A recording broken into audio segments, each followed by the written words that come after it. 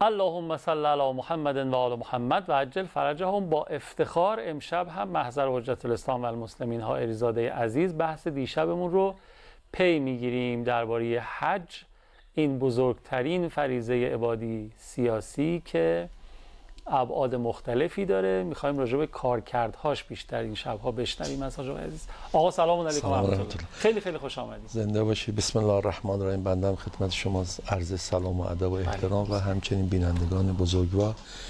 ان نصیب همتون بشه، هم مکه رو برید، حج رو برید، الهی هم مدینه رو برید، ائمه مظلوم بقیه رو ان ببینید.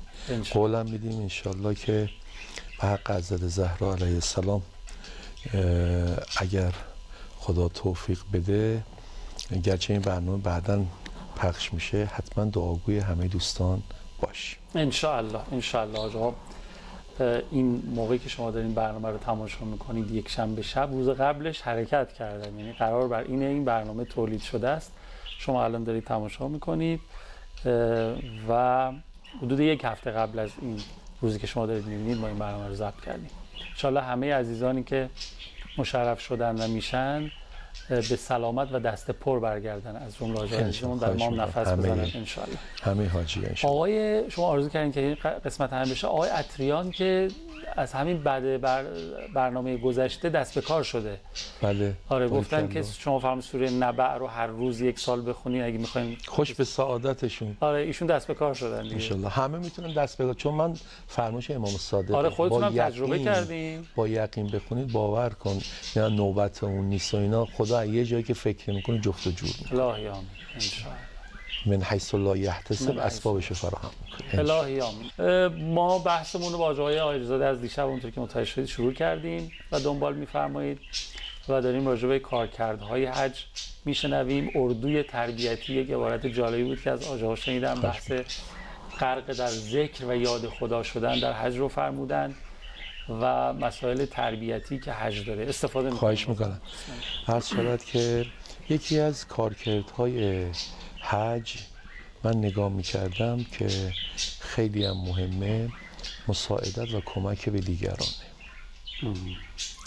روایت داریم که امام صادق داشتن میرفتن مسجد، دیدن یه بنده خدایی زاد و توشه و ساک و چه میدونم کفش، بعضی از حالا اون موقع که کفش داری و کیسه و اینا نبود، معمولا یه نفر به پا میگذاشتن، طرف میرفت کارشو طواف و اینا رو انجام میداد، بعد این بنده خدا میرفت.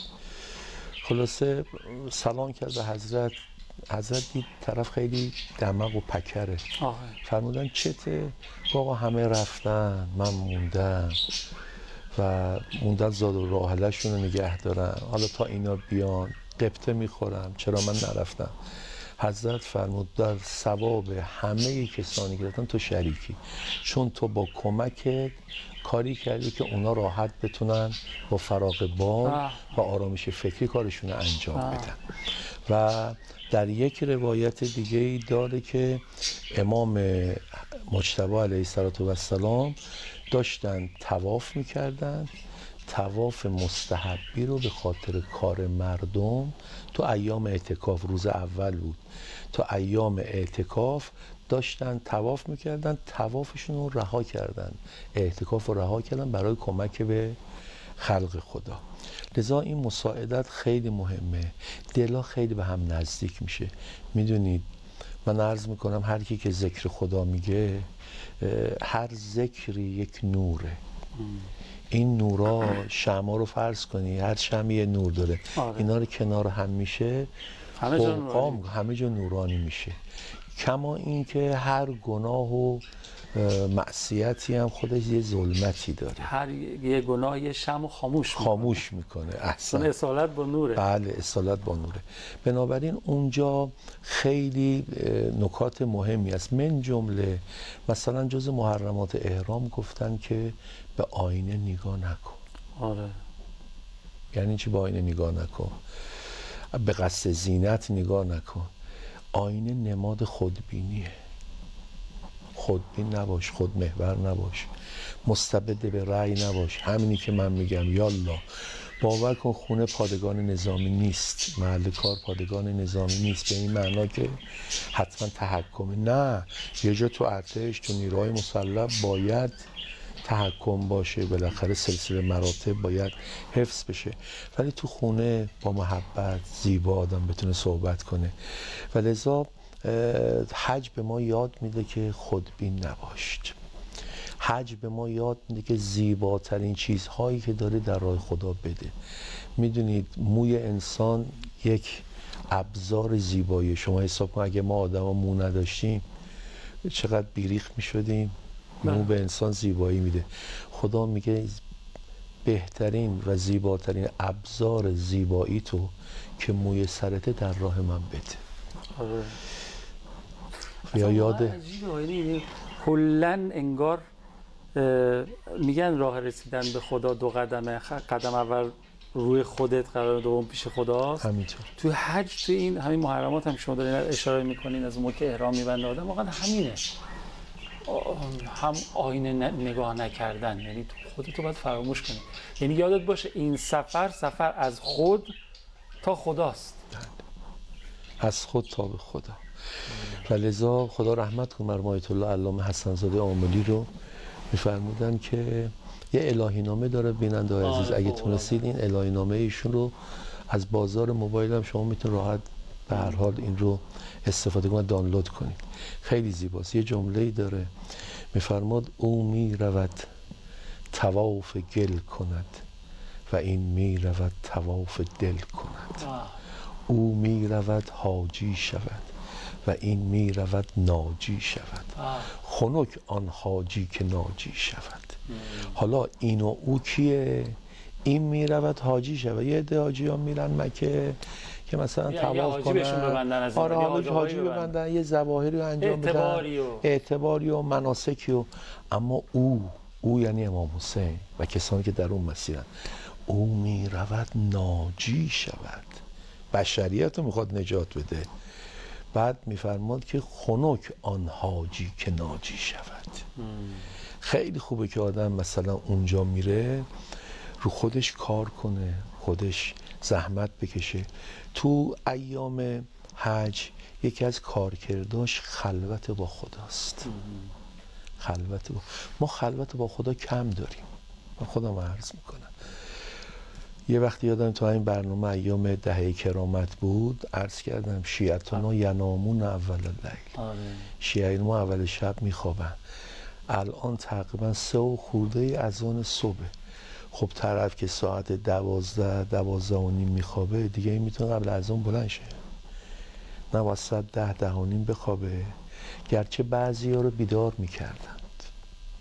اصلا اونجا شما خواب نداری. سحرا شبا تمام حاجی هاست، تجربه که بنده دارم غیر از ایام تشریق که حالا یه مقدار شلوغه، تمام شبها رو تا صبح همه حاجی ها میرن کنار مسجد الحرام، کنار مستجار میشینن. ان نظر الی الکعبه عباده، کعبه رو نگاه کن، یادآور کارکرد بعدی، یادآور خاطرات جناب ابراهیمه.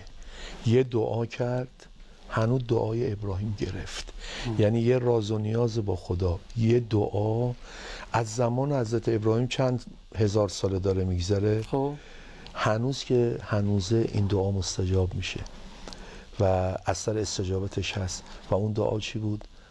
خدایا من انی ربنا انی اسکنت ذریتی بواد غیر ذی زرع، زن و بچم و همسرم رو، هاجر و فرزندم و اسماعیل رو کنار بیت الله الحرام قرارشون میدم، غیر ذی زرع، نه آبی نه علفی، هیچی، لم یزرع. یعنی اوج ایمان، اوج یقین، ایمان.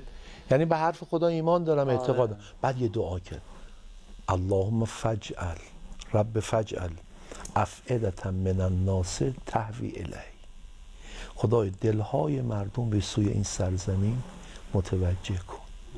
دلها رو که متوجه کن، اونجا شد مکه. یعنی پاشو بچه پاشنه پاشو میزنه، قانون توجه، پاشو میزنه به زمین آب زمزم. اونجا نزولات آسمانی که ولی هنوز آب زمزم هست. بابا یه دعا کرد همه کانون توجه عالم شد، از همه عالم. من فکر نمی کنم در هیچ دینی مثل دین اسلام بزرگترین در واقع گرد همایی آیینی و عبادی و سیاسی مثل حج باشه. خیر نداریم که هر سال در یک زمان مشخص و یک مکان مشخص همه بیان. این تعداد نداریم، اصلا نداریم. البته ما شیعه ها یه چیزی دیگه هم داریم و اون اربعینه. بله. اربعین. حالا من میخوام عرض کنم که تو اربعین امام حسین حالا اونجا نهایتا 2 میلیون 1.5 الی 2 میلیون جمعیت بره، اما اربعین 20 تا 25 میلیون، اونم با ظرفیت عراق و کربلایی که شاید زیر ساختای مناسبی نداره، همه میاد و مردمم پاکار هستن. میخوام اینجا یه استفاده کنم از حج. تمام الحج لقاء الامام علیه السلام. داشتم به این فکر کردم انگار مردم دارن به این بلوغه میرسن، چون ما نداشتیم این تجمع به این وسعت نداشتیم. آره نداشتیم، ولی تو سالهای اخیر زد بالا. بله الحمدلله از ایام حج و این انسان امید میده که همین که فرمودین مردم دارن به روح و جان حج پی میبرن که چیست و کیست و کجا باید برن و خود حج انگشت اشارهش کجاست. جالب اینجاست که حالا تو مکه هر کی خرج دنگی دونگیه، هر کی خرج خودشو میده، ولی تو ایام اربعین یه جوریه که همه دست تو جیب همدیگه و با رضایت همدیگه هر کی هر چی ظرفیت داره رو میکنه. آره اصلا همینجا میگرده میبینه کی نمیتونه بره میفرستتش. همینطور خدا ان شاءالله قسمت کنه. الهی آمین. چه جای قشنگی رسیدیم. یه فاصله بگیریم و برگردیم و بعد بازم کیف میکنیم با صحبت‌های قشنگ آقای حاجی صاحب. بفرمایید. اللهم صل علی محمد و آل محمد و عجل فرجهم. فرمودند تمام الحج لقاء الامام.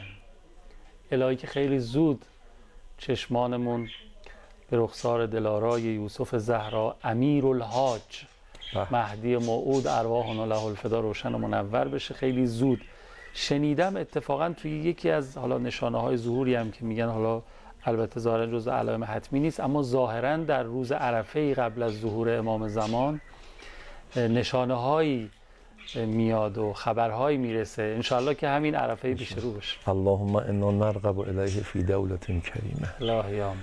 دیدنش قشنگه. گفتن کسی که مکه میخواد مشرف بشه آره بعد از اعمال حتما مدینه سر بزنه. حالا من اینجا یه نکته هم بگم، آیا مدینه قبلی‌ها یا مدینه بعدی‌ها کدوم طبق بیشتر روایاته؟ چون حالا بحث مدیریت چاره نیست، اما استحبابش مدینه بعده. اول برن مکه. خب مهر رو کی میزنه؟ مهر قبولی کی میزنه؟ امام. اگر امام حاجی امام شناس نباشه حاجی نیست. معرفت اللهم عرفنی نفسک. فقط زیارت سنگ و چوب رفته. بله سنگ و چوب، یعنی اون روح عبادت امامه. تو ذات جامعه کبیره چه قشنگ میگه، میفرماد و من وحده قبل منکم من اتاکم نجا و من لم یأتکم هلک. هر کی پیش شما اومد اهل نجاته. مهر رو باید امام، لذا گفتن که به زیارت پیغمبر بیاین، به زیارت ائمه بقی بیاین.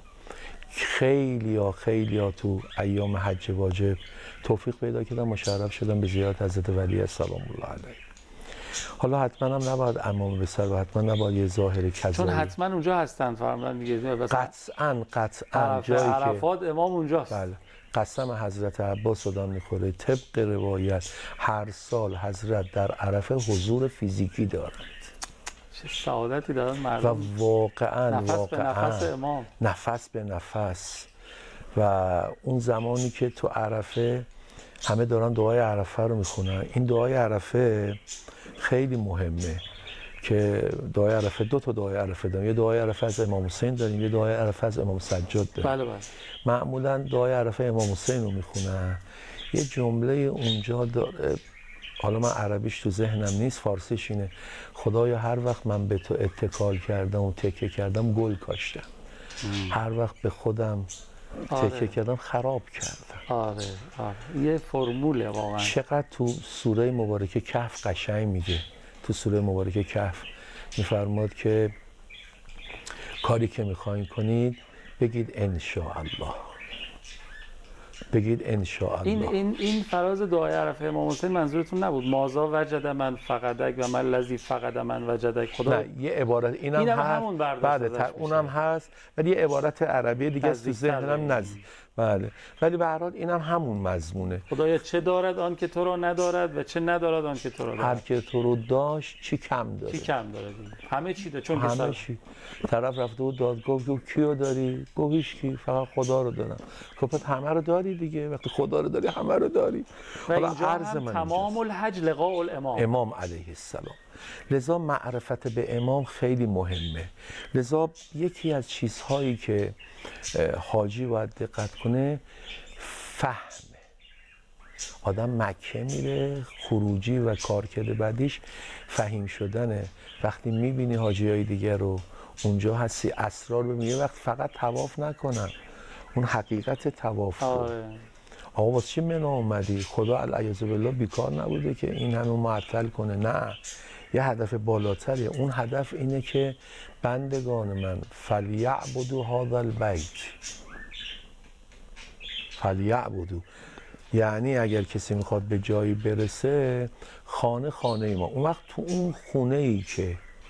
اون خونه ای که یادگار خیلی از چیزاست.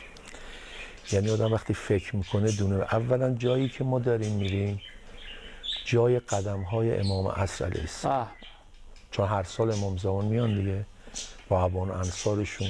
حالا این دیگه یه بحث مهدویت جدا رو میتره که اوان انصار حضرت در زمان غیبت کیا هستن؟ 4 حلقه هستن. عرض شود که اوتاد هستن، ابدال هستن، رجال الغیب هستن. اینا داستان داره که اینا دور حضرت هستن میان. خدا رحمت کنه مرحوم آیت الله عراقی رو، دختر ایشون خواست مکرف بشه مکه، تنها هم بود، محرمی هم نداشت، خیلی نگران بود. خب پدر من چیکار کنم؟ ایشون فرمودن اگر شلوغ بود هم یه گوشه واسا بگو یا حفیظ و یا علیم، یا حفیظ و یا علیم، نگران نباش، برو را باز میشه. میگه منم گفتم رفتم خلاصه تو قلب طائفین و طواف کننده ها، یه دفعه نظرم جا باز شد. میگه همونجا دیدم حلقه ای یه عده‌ای هستن دور یه آقایی که بعداً متوجه شد که حضرت ولی سلام الله علیه. میگه منم اونجا راحت بدون که تنم بخوره به تن نامحرم راحت طواف کردم پشت سر حضرت. اونجا که آدم میره یه نکته بخش قبلی فرمودید من استفاده میکنم، فرمودید که واقعا از خود باید به خدا رسید. خودیت، منیت، اینی که من میگم لجبازی کردن، اینا رو باید گذاشت از منیت تا منا. وقت اونجا که میری واقعا عرفات که میری، منا که میری، خب چرا میگن عرفات؟ چرا میگن دعای عرفه؟ برای اینکه معرفت باید پیدا کنی. اونجا جای شناخت و جای معرفته. آقا این ابراهیم علیه السلامی که بچه‌شو قربونی کرد، خدا گفتش که باید بچه‌تو قربونی کنی، بعدم به بچه‌ش گفت یا بنی انی اری فی المنام انی اذبحک، خواب دیدم که خدا به من فرمان داده ذبحت کنم. عرض کرد که یا ابتا خلاصه فافعل ما تؤمر، هرچی خدا گفته انجام بده. بابا دست و پای من رو ببند، یه وقت من دست پا نزنم، سریع کارو تموم کن. چند بار این چاقو رو میکشه بچه‌شو، این بچه رو که ذبح کرد یعنی چی؟ یعنی تعلق به همسر، تعلق به بچه، تعلق به مقام، تعلق به ریاست، تعلق به این صندلی. من اینجا یه گریزی هم بزنم، دوستانی که این روزا برای بالاخره عرض شود که انشالله میخوان برای کاندیدای ریاست جمهوریشون بعد از تایید شورای محترم نگهبان واقعا اینو توجه کنن که بالاخره قراره که سکاندار اجرایی کشور بشن. واقعا حاضرن از تعلقشون بگذرن، حاضرن مثلا یه جایی به ضرر خودشون بود بگن ما اینجا اشتباه کردیم، حاضرن خدا رحمت کنه شهید دکتر رئیسی رو، ایشون میفرمود من مطلقا منویات حضرت آقا که فرمودن اختلاف انگیزی نکنید اصلا دنبال این نیستم که ولو یه چیزایی خودم ولی اصلا جامعه رو به التهاب دعوت نمی کنم. واقعا کسی باشه کار کنه برای مردم. حالا عرضم اینه که تو مکه که آدم میره، اونجا میره عظمت خدا رو که میبینه، تو عرفات که میره این همه حاجی. بعد جالب اینجاست همه اونجا تو عرفه یه در واقع وقوفی دارن روزانه، گرما، غذای گرم اونجوری نیستش که تو عرفات. که عرض شود که خیلی به عسرت، به سختی، سرویس های بهداشتی، وضو گرفتن، خار مقیلان داره که اندازه عدسه، به پا فرو بره، یه دونه خارش فرو بره اشک آدم در میاد. بعد اونجا هستش، همه اونجا هستن و باید تحمل کنن، گرما رو باید تحمل کنن، یا اینقدر جمال توه. بعد اونجا طرف دعای عرفه رو میخونه، انت الذی رزقتنی. امام حسین میگه خدای تو به من رزق دادی. یا رازق من نظام جمهوری اسلامی نیست، رازق من بخش خصوصی نیست، رازق من صدا و سیما نیست، رازق من مردم و مشتریان نیستن، رازق من خداست. و ما من دابة فی الارض الا علی الله رزقها. انت الذی سقیتنی، تو منو سیرابم کردی. انت الذی شفیتنی، یعنی خدا همش داره تو عرفات. امام حسین به خدا میگه همش تو، حالا من کیم؟ تو اینجوری هستی، من کیم؟ انا الذی اسأت، انا الذی اخطأت.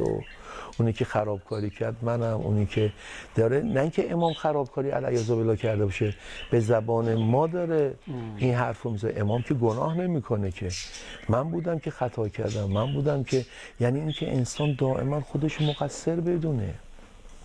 تیر خلاص آدما اونجایی است که بگه انا رجل. تمام. یا آقایی میگفت رفتم بین نماز صحبت کردم، گفتم مردم چرا حواستون رو جمع نمی‌کنید، اینقدر شک می‌کنید؟ بین نماز مغرب و عشا بود. گفت نماز عشا رو به جای 4 رکعت 3 رکعت خوندم. خدا همونجا گذاشت تو کاسم. به مردم نهیب میزنی، اینو نصیب خودت هم میکنه. یعنی یه وقتایی خدا یه جورایی خلاصه به آدم نشون میده. خدا آدم بفهمه که خلاصه هر حادثه‌ای که برای انسان پیش میاد، و ما اصابک من مصیبت فمن نفسک، هر چی خوبیه از اوست، هر چی بدیه از عمل خود ماست. لذا من میخوام عرض کنم که کسی که مکه مشرف میشه و حج مشرف میشه سبکبار بر میگرده، اما هنر اینه که بتونه اون حاله رو نگهش داره که کم هستن که اون حال رو نگه داره. اتفاقا اکثر دعواها، اکثر بالاخره ناملایمات، بگو مگوها، اوقات تلخی‌ها بعد از زمانی اتفاق میفته که شما جیبتو پر از طلا و جواهر کردی. شما دیدید حالا دزد بره سبزی فروشی رو بزنه؟ نه، اما اونو طلا فروشی رو میزنه. شما وقتی قیمتی شدید شیطان طمع میکنه، با یه دعوا همه رو هوا منصورا میکنه. انشالله بتونیم حالشو، حال مکه رو، حال حج رو، همه رو نگه داریم، انشالله تو زندگیمون پیاده کنیم. الهی آمین. دست شما درد نکنه. داشتم به یه چیزی فکر میکردم که بچه‌ها گفتن دیگه وقت تمومه، داریم باید خداحافظی بکنیم. مطرحش میکنم اگه صلاح تونستید ابتدای برنامه بعد روش صحبت بکنیم. یه جورایی احساس میکنم حج تمرین مردنم هست. بله. از قبل سفر حج کاری که انجام میدی تا اتفاقاتی که توی حج میفته تا هدایایی که برای در نظر گرفتن در حج بعدش خیلی شبیه. حالا اگه صلاح دونستید راجع به اینم انشالله جلسه بعد به شرط توفیق حیات از شما بشنویم. انشالله. عوامل نداری؟ عرضی ندارم، التماس دارم. محتاجیم به دعاتون. مخلص شما هستیم، لذت بردیم مثل همیشه. سلام. خیلی ممنونم. من از بین همه فرمایشاتشون آقای عزیزم این تو ذهنم خیلی داره هی تکرار میشه و دوست دارم اینو دوباره تکرار کنم، با شما خداحافظی بکنم. هرچند فکر می‌کنم تو برنامه‌های آتی باز مفصل‌تر هم شاید بعداً راجعش صحبت خواهیم کرد. این که فرمودن تمام الحج لقاء الامام، من یاد این بیت انداخت با شما، برای شما بخونم خداحافظی کنم. گفتش که کعبه یک سنگ نشان است که ره گم نشود.